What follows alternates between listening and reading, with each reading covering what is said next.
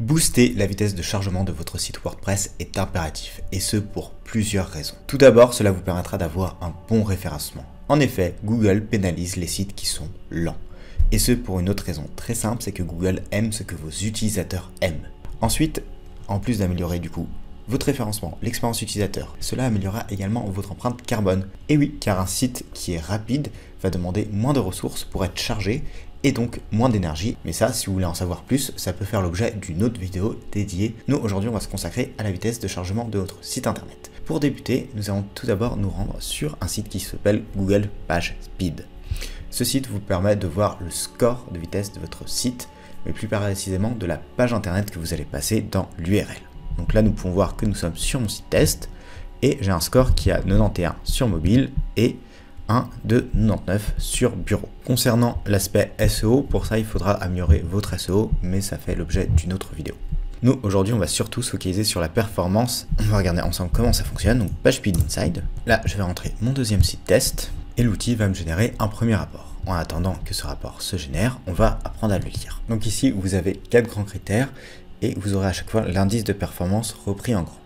Chacun de ces critères correspond à des axes d'amélioration. Nous, on va regarder plus aujourd'hui la performance qui correspond vraiment à la vitesse de chargement de votre site internet. C'est un critère un peu plus technique qui va regrouper pas mal de choses. Ensuite, vous avez l'accessibilité, c'est le fait que votre site internet soit accessible pour des personnes atteintes de déficience visuelle, type malvoyant, non-voyant ou encore le daltonisme. Ensuite, vous allez pour une pratique, donc c'est le fait que votre site respecte les guides de Google, notamment d'un point de vue technique et sécurité. Donc là-dessus, on va par exemple retrouver le fait d'avoir un site en HTTPS. Si vous ne savez pas ce que c'est, j'ai fait une vidéo là-dessus qui va apparaître ici. Puis vous avez le SEO, donc le fait que votre site soit optimisé et corresponde aux critères de référencement de Google. Donc le fait d'avoir un métatitre et une méta-description. Si vous voulez en savoir plus, je vous invite à aller regarder cette vidéo-ci sur Yoast SEO. Après, si vous descendez, vous avez tout ce qui va être statistique de vitesse. Donc là, c'est un jargon un petit peu technique. L'idée, c'est que, honnêtement, moi, je m'en préoccupe pas trop quand c'est ouvert, je suis content. Mais l'idée, c'est que ça correspond vraiment à la vitesse de chargement de votre site et de son contenu. Donc, il faut avoir quelque chose de bas. Ensuite, vous avez un premier visuel du chargement de votre site internet. Et enfin, vous avez les opportunités d'amélioration. Donc ici, on est toujours dans l'onglet performance. Donc vous avez apparaît plusieurs sous-onglets qui correspondent en fait à ces familles-là. Côté opportunité, Google vous montrera quel axe vous devez améliorer, à savoir qu'il y en a certains qui vont être liés à votre serveur, d'autres qui vont être liés à votre site ou encore au plugin que vous utilisez. Par la suite, du coup, vous avez pareil pour l'accessibilité, puis les bonnes pratiques, et enfin le SEO. À chacune de ces étapes, Google vous met aussi des liens vers ce que ça veut dire et concrètement comment traduire ce rapport et l'améliorer. Basiquement, sur un site normal, vous aurez sans optimisation un problème de ressources qui bloque le rendu. Donc ce problème-là va devoir être optimisé par un plugin comme celui qu'on va essayer par la suite.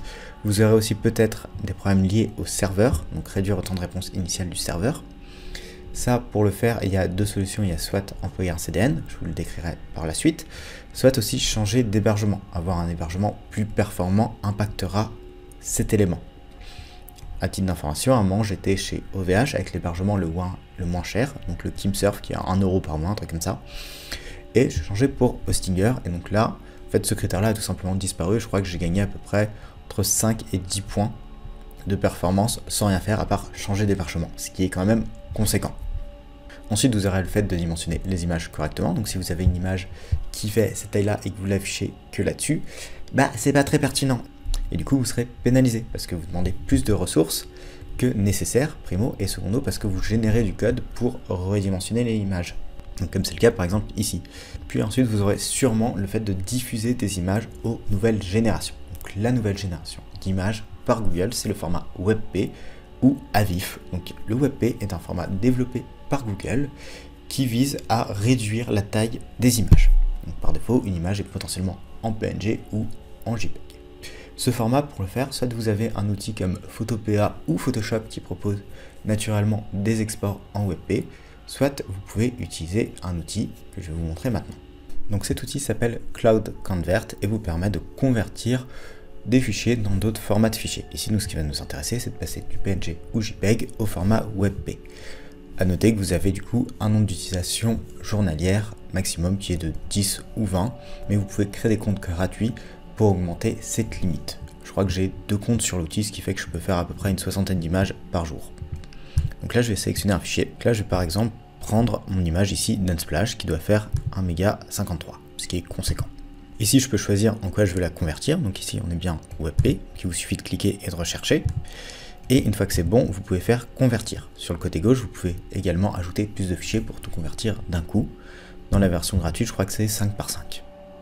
Et donc là, je pourrais télécharger du coup ma nouvelle image. On peut voir du coup que ma nouvelle image fait 400 kilooctets. Ce qui veut dire qu'elle a énormément réduit. Après, pour réduire encore son poids, il faudrait potentiellement que je réduise sa taille pour l'adapter à l'endroit où elle va aller. Maintenant que nous avons fait ça, nous allons passer à la prochaine étape. Pour ce faire, rendez-vous sur l'interface de WordPress, donc sur votre dashboard. Donc une fois sur notre dashboard, nous allons nous rendre dans la partie extension. Puis dans la partie extension, nous allons rechercher une extension qui s'appelle NitroPack. Il s'agit de cette extension. À noter que ici vous avez son principal concurrent qui est TenWebBooster. TenWebBooster ne bénéficie pas de version freemium. En revanche, au mois, il coûtera moins cher. Donc si vous avez un site internet qui a beaucoup de trafic, je vous conseille plutôt de passer directement sur cette extension-ci et du coup, in fine, de dépenser, je crois que c'est 6 € par mois la première version, ce qui vous fera gagner en fait un temps considérable. Et du coup, sur l'année, ça revient au même prix que d'autres extensions d'optimisation type WP Rocket. Nous, on va continuer sur notre NitroPack. Nous allons faire installer. Donc ici, j'ai un message d'alerte d'une autre extension qui optimise la vitesse de chargement de site. Cette extension, c'est Lightspeed Cache. C'est une très bonne extension gratuite d'ailleurs, qui me dit qu'il y a un conflit avec NitroPack. Donc c'est important, si vous avez déjà d'autres extensions, veillez à les désactiver quand vous allez tester NitroPack. Et du coup, si vous êtes satisfait, les autres extensions, vous pouvez les supprimer par la suite. Donc ici, déjà, je vais descendre et désactiver cette extension. Là, c'est fait. Maintenant, je continue et je vais aller sur les settings de NitroPack.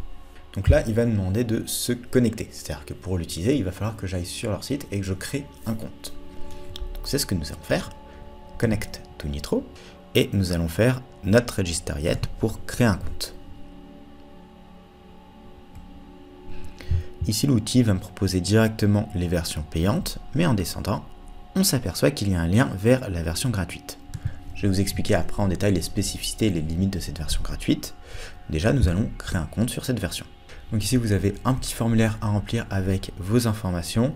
La partie order sur le côté va rester toujours à 0 et il ne vous demandera pas de carte Visa ou de carte bancaire pour aller plus loin. Il faut bien remplir toutes les étapes, mettre le nom de son site, l'URL, sélectionner quelle catégorie. Donc ici, moi, c'est un e-shop, puis mettre que vous n'êtes pas un robot, mettre que vous êtes d'accord avec les termes d'usage. Et enfin, ici, vous pouvez cocher ou non. Moi, personnellement, je ne le coche pas, j'ai pas besoin d'avoir leurs nouveautés et autres. Voilà, donc ensuite, on va continuer. Place my order. Go to dashboard. Avec mon anglais magnifique. Ici, nous avons notre cher ami Dejan qui va nous faire un petit tuto guidé en 6 étapes. La 7e étape étant pour vous raqueter vos données. Donc, on va faire next, puis next. Next. Il va nous expliquer un peu toutes les choses. Parce que moi, ce qui va m'intéresser, c'est d'arriver au 7. Et au 7, ici, voilà, vous pouvez directement subscribe à une offre payante ou pas. Parce que moi, je vais faire skip. Ce qu'il faut comprendre, c'est que quelle que soit la version de NitroPack, vous avez des quotas d'utilisation mensuels. C'est-à-dire que là, sur le côté, vous voyez directement mon plan. Donc ici, le plan gratuit et le reset. Donc à partir de quand ce quota sera remis à 0. Donc pile dans un mois. Donc là j'ai mon quota de page view, donc le nombre de pages qui vont être vues par mois. Donc ici c'est 5000. Le nombre d'usages de CDN, donc là déjà optimiser vos images, faire en sorte qu'elles soient légères, ça vous permettra de ne pas saturer le CDN. Donc un CDN, qu'est-ce que c'est? C'est un outil qui vous permet de localiser votre site ailleurs, ce qui permet d'améliorer la vitesse de chargement pour les personnes se trouvant proches de l'endroit où il y a ce CDN. Ok, là comme ça peut paraître un peu flou. Exemple concret. Le magazine New York Times, potentiellement hébergé là où il est, à New York. Moi, utilisateur belge, ou vous, utilisateur français, ou de je ne sais où, vous voulez consulter le site du New York Times. Le truc, c'est que si la requête internet que vous allez faire va directement au serveur au fin fond de New York, bah ça va prendre du temps, il y a tout l'Atlantique à traverser avec les câbles, tout ci, tout ça. Or, avec un CDN, ça permet de prendre le site du New York Times et de le placer, par exemple, je sais pas moi, à Lyon. Et du coup, tous les utilisateurs qui seront dans des pays limitrophes, qui seront en France, quand ils voudront consulter le New York Times, ils iront en fait sur la version qui est hébergée à Lyon, tout simplement. Donc c'est un outil qui est très bien, notamment si vous avez un site qui est à l'international. Le truc, c'est que du coup, dans notre version, il est limité à 1 Go de stockage. Ce qui est pas énorme. À titre de comparaison, du coup, un WordPress vierge, donc juste tous les fichiers WordPress sur un hébergeur, c'est à peu près 50-70 mégas. Donc pareil, ici vous aurez un quota de mise en cache. Donc la mise en cache, ça va être quoi? Ça va être les informations qui vont être stockées sur le site de l'utilisateur. Par exemple, des mots de passe, les saisies automatiques, le fait d'avoir des images qui chargent en différé, pareil, tout ça, c'est des choses qui peuvent être stockées sur l'utilisateur. À noter d'ailleurs que côté utilisateur maintenant, ça peut être bien des fois de vider le cache de votre navigateur. Donc là ensuite, vous verrez directement les données d'utilisation. Des actions rapides, si vous voulez utiliser un safe mode ou le cache warwamp, donc une mise en cache particulière en gros. Et ensuite vous verrez les active features, donc ce qui est activé. Donc maintenant pour optimiser notre site, on retourne sur WordPress. Donc là on va recliquer sur le connect. Là on va bien choisir notre site. Et tada, on est welcome. Sauf que ça ne s'arrête pas là. Donc là il y a cette notice. Si je retourne ici sur démo, que je refais une analyse. Là on peut voir qu'il ne s'est rien passé. Ah si, je crois que ça a augmenté sur bureau encore, j'en suis pas sûr. Bref, mais sur mobile, on est toujours à 60, ce qui est plutôt bien d'ailleurs en fait. Sur notre dashboard, là on voit last cache purge, ok, never, il y en a eu 2, et on voit en fait l'optimisation mode. Donc ici on va par exemple tester le mode strong. Donc vous avez plusieurs modes, donc là je vous invite vraiment à tester et à regarder si votre site résiste à cette optimisation et si côté vitesse d'optimisation c'est bon. À titre d'exemple, une fois j'avais une amie qui a un peu trop optimisé son site et notamment tout ce qui était mis en cache. Ce qui fait que son site était super bien, avait un score de 95 je crois pour les mobiles, sauf que quand on allait dessus, on avait une page blanche. Donc là on est passé en strong, nous allons purger, là il nettoie bien, on va réactualiser tout ça. Voilà, même pas besoin, ça se fait automatiquement. Donc nous sommes en strong, nous sommes purgés, et nous allons relancer notre analyse. 75, il y a eu une amélioration. Toujours un petit problème cette fois-ci de JavaScript, donc de code et de CSS. Donc, ici j'ai les détails des URL optimisés parce que oui, l'optimisation ici, il nous donne le résultat précisément plutôt pour une page, mais après, si vous le faites sur une page la plus lourde, en l'occurrence ici la page d'accueil, les autres pages devraient suivre. Donc notamment toutes les images. Les images, il ne faut pas les mettre en webpack que sur votre page d'accueil, il faudra le faire sur tout votre site. Ici, on est plutôt bon. Si on est à 99. Donc là, il faudra continuer du coup de faire des tests. Mais vous avez vu, déjà, on a gagné pas mal de points. Et du coup, ici, on est déjà sur un site qui était pas mauvais à la base. Donc vous, si vous avez un site qui est plutôt dans le rouge, vous devrez voir une nette amélioration.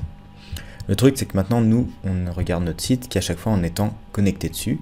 Donc, on va plutôt aller voir en navigation privée ce que ça donne pour voir si notre site, en fait, existe toujours ou est toujours, du moins, accessible.